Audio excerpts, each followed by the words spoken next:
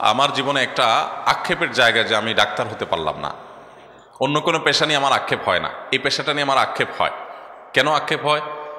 কারণ হলো আমি জানি যে একজন চিকিৎসক, তার কাছে মানুষ যায় হলো সবচেয়ে কষ্টের সময়।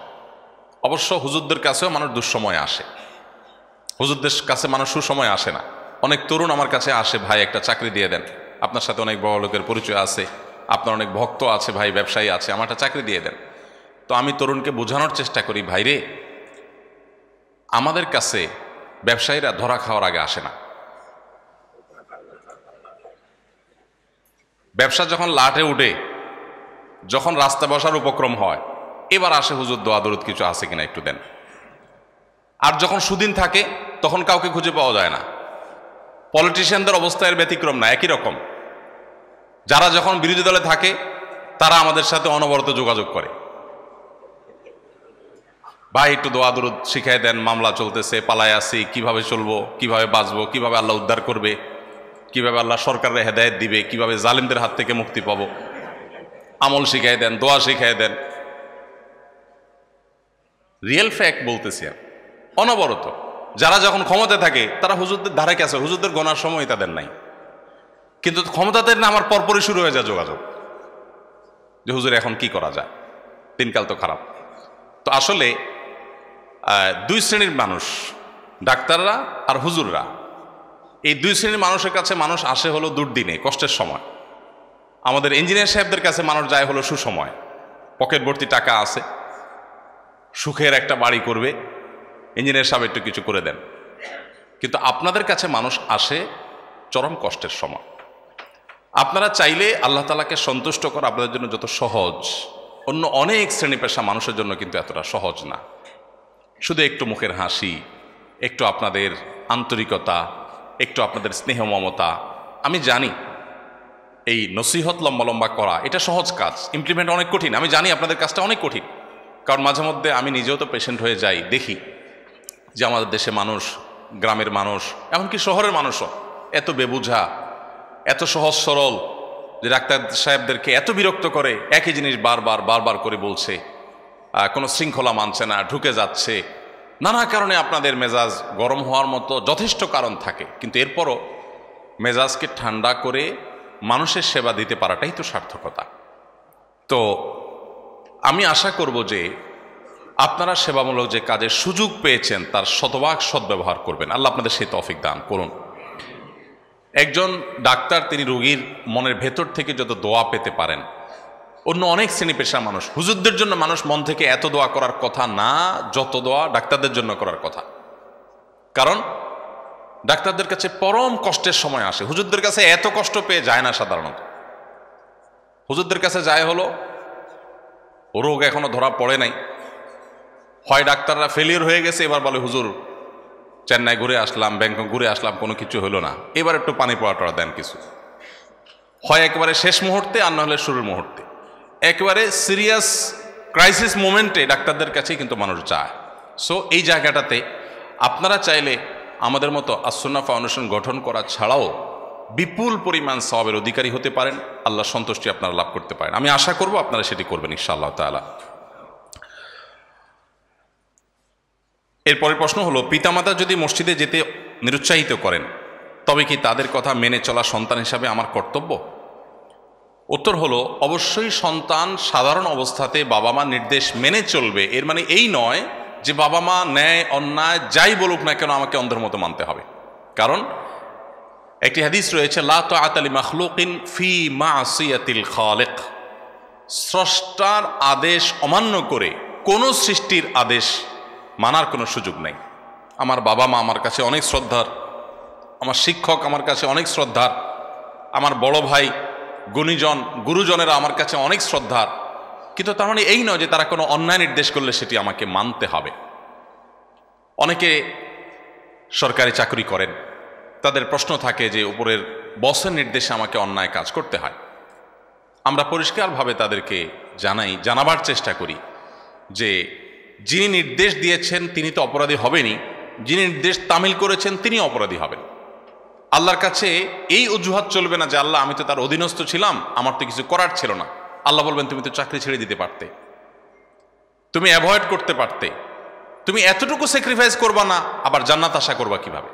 তো এই জন্য বাবা মা হোক আর যেই হোক না কেন, যতক্ষণ পর্যন্ত শরিয়ার সাথে সাংঘর্ষিক কোনো নির্দেশ না দিবেন ততক্ষণ পর্যন্ত তাদের নির্দেশ আমরা মানতে বাধ্য। কিন্তু শরিয়ার সাথে সাংঘর্ষিক কোনো নির্দেশ দিলে সেটি আমরা মানব না। এই জায়গাটাতে আমাদের অত্যন্ত ক্লিয়ার এবং পরিষ্কার থাকতে হবে। এখন কথা হলো, শরিয়ার সাথে সাংঘর্ষিক বলতে কি বোঝায়? এর উত্তর হলো, ফরজ বা ওয়াজিব এরকম কোনো বিষয় যদি না করতে নির্দেশ করেন তাহলে সেটা শোনা যাবে না। কোনো অবৈধ কাজ, অন্যায় কাজ, পাপের কাজ করতে বলেন সেটা শোনা যাবে না। কিন্তু বাবা মা যদি কোনো নফল কাজ ছাড়তে বলেন, বাবা মা যদি বলেন বাবা এখন কোরআন তেলাওয়াত করিও না, তাহলে আপনাকে ছাড়তে হবে। বাবা মা যদি বলেন তুমি এখন নফল নামাজ পড়বে না, তাহলে নামাজ আপনাকে ছাড়তে হবে, কারণ নফল নামাজ চাইতে বাবা মার নির্দেশ মানাটা গুরুত্বপূর্ণ। এই যে প্রায়োরিটি বোঝা, ইসলামের ক্ষেত্রে আমরা বেশিরভাগ মানুষ প্রায়োরিটি বুঝি না। না বোঝার কারণে আমরা কিন্তু সদিচ্ছা থাকা সত্ত্বেও ইসলাম থেকে বিচ্যুত হচ্ছি বা আল্লাহর নির্দেশ থেকে বিচ্যুত হয়ে যাচ্ছি। বাবা মার নির্দেশকে এত গুরুত্ব দিতে হবে, ইভেন আপনার বাবা মা যদি বলেন যে তুমি আর পড়াশোনা করার দরকার নাই বাবা, তাহলে আপনার জন্য পড়াশোনা করা কিন্তু ইসলামী শরিয়ার দৃষ্টিকোণ থেকে জায়েজ নাই। একটু ডিফিকাল্ট, একটু কঠিন আমি জানি, কিন্তু বাস্তবতা এটা। কারণ আপনার পড়াশোনা করা বলতে আপনার উচ্চতর ডিগ্রি নেওয়া, এটা আপনার জন্য ফরজ কিংবা ওয়াজিব না, কিন্তু বাবা মার নির্দেশটা মানা ফরজ ওয়াজিব। এখন আপনি বলতে পারেন যে বাবা মা বেবুঝা, তারা হয়তো শিক্ষা বঞ্চিত, অথবা তারা সাধারণ মানুষ, তারা বুঝে উঠতে পারছেন না, তারা যেটা বলছেন সেটা অযৌক্তিক, তারা বুঝছেন না, এর কারণে আমার কত ক্ষতি হবে। এরকম যদি হয় তাহলে বাবা মাকে আপনি কনভিন্স করতে হবে, সামহাও আপনি তাদেরকে বোঝাতে হবে। সন্তান জানে তার বাবা মাকে কি দিয়ে বোঝানো যায়, কি দুর্বল করা যায়, স্বামী স্ত্রী পরস্পরকে কিভাবে দুর্বল করবে, এটার প্রত্যেকে কম বেশি জানা আছে। একান্ত অমানুষ না হলে এগুলো ম্যানেজেবল, আপনি ম্যানেজ করে নেবেন। কিন্তু কোনোভাবে তাদেরকে হার্ট করে তাদের মতের বিরুদ্ধে গিয়ে আপনি যা খুশি তা করতে পারেন না। হ্যাঁ, তারা যদি আপনাকে বলে বাবা এ বয়সে দায় রাখছিস কেন, বল জঙ্গি মামলায় ফাঁসাই দিবে তো, এই কারণে যদি বলে যে দায় রাখিস না, তাহলে বাবা মার সেই নির্দেশ মানা যাবে না। কারণ দায় রাখার নির্দেশ নবী সাল্লাল্লাহু আলাইহি ওয়াসাল্লাম করেছেন। এখানে বাবা মার সাথে বেয়াদবিও করা যাবে না, বিনয়ের সাথে নিজের অপারগতাটা প্রকাশ করতে হবে। আল্লাহ তাআলা কোরআন কারীমে বলেছেন যে তারা তোমাদেরকে যদি, অর্থাৎ বাবা মা যদি তোমাদেরকে শিরিক করতে নির্দেশ করে, ফালা তুতি'হুমা, তবে তাদের সেই নির্দেশ মানবে না, কিন্তু মনে রাখবে ওয়াসাহিবহুমা ফিদ দুনিয়া মা'রুফা, তুমি তাদের সাথে দুনিয়াতে জীবনযাপন করতে হবে, সংসার করতে হবে অত্যন্ত সুন্দরভাবে। তোমার বাবা যদি অন্য ধর্মাবলম্বীও হয়, তুমি তার সাথে দুর্ব্যবহার করবার কোনো রাইট তোমার নেই। অতএব এই জায়গাটাতে আমাদের ব্যালেন্স করতে হবে। আসুন্নাহ ফাউন্ডেশনের পেছনের গল্পগুলো শুনতে চাই, আপনার অনুপ্রেরণা কি ছিল এত বড় একটা অর্গানাইজেশন চালানোর জন্য। দেখুন, আমার অনুপ্রেরণা আমার ইসলাম, আর কিছু না। একেবারে অকপটে কোনো প্রকার ভূমিকা ছাড়া যদি বলি, তাহলে আমি বলবো আসুন্নাহ ফাউন্ডেশন গঠন করা, এটি পরিচালনা করা এবং যত কার্যক্রম পরিচালনা করা, এই সবগুলোর পেছনের প্রধান এবং মূল যে প্রেরণাদায়ক বিষয় বা বস্তু বা ইস্যু, সেটি হলো যে ইসলাম, আর কিছু না। আপনি শুধুমাত্র যদি মুসলিম হয়ে যান, তাহলে পৃথিবীর সকল ভালো কাজের জন্য আপনার যে পরিমাণ প্রেরণা ভেতর থেকে আপনার মধ্যে আসবে, আপনার প্রেরণার কোথাও থেকে খুঁজতে হবে না আপনাকে। একজন মুসলিম তিনি মানব দরদি হবেন, একজন মুসলিম তিনি মানব সেবা করবেন, একজন মুসলিম তিনি মানুষের কল্যাণে কাজ করবেন। এই ইন্সপিরেশনের জন্য, এই প্রেরণার জন্য তার মুসলিম হওয়াটাই যথেষ্ট, আর কোনো কিছুর প্রয়োজন নেই।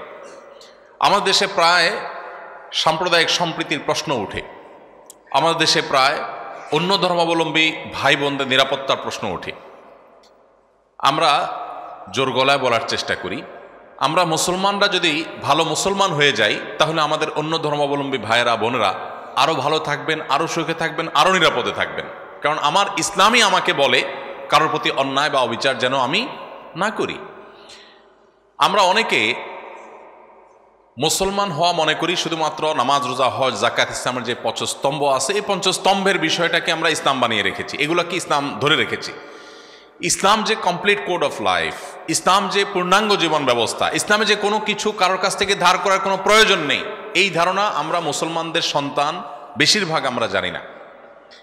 আমরা মনে করি আজ পৃথিবীতে যে পরিবেশ বিপর্যয় হয়েছে, এই জন্য বোধহয় আমার প্রেরণার জন্য বিশ্বের বড় বড় সংস্থাগুলোর প্রয়োজন, তাদের কার্যক্রম প্রয়োজন। অথচ আমরা কোরআন এবং হাদিসের দিকে তাকালে দেখব যে পৃথিবীর পরিবেশকে সুরক্ষিত রাখবার জন্য কোরআন এবং হাদিসে এই পরিমাণ নির্দেশনা দেওয়া আছে, এই পরিমাণ গাইডলাইন দেওয়া আছে যে শুধুমাত্র সেগুলোর অনুসরণেই এই পৃথিবীকে সুরক্ষিত রাখবার জন্য, অনুপ্রাণিত হওয়ার জন্য যথেষ্ট, আর কিছুর প্রয়োজন নেই।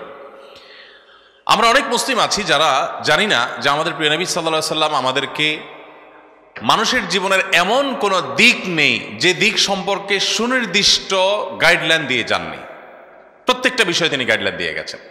নবী করিম সাল্লাল্লাহু আলাইহি ওয়াসাল্লাম একটা হাদিস আছে, আপনারা অনেকে শুনে থাকবেন, আহাব্বুন নাস ইলাল্লাহি আনফাহুম লিন-নাস। আল্লাহর কাছে সবচেয়ে প্রিয় মানুষ হলেন সে মানুষ যে মানুষ অন্যের উপকারে সবচেয়ে বেশি আসে। আপনি যত বেশি মানুষের জন্য উপকার করবেন তত বেশি আল্লাহর প্রিয় পাত্র হতে পারবেন।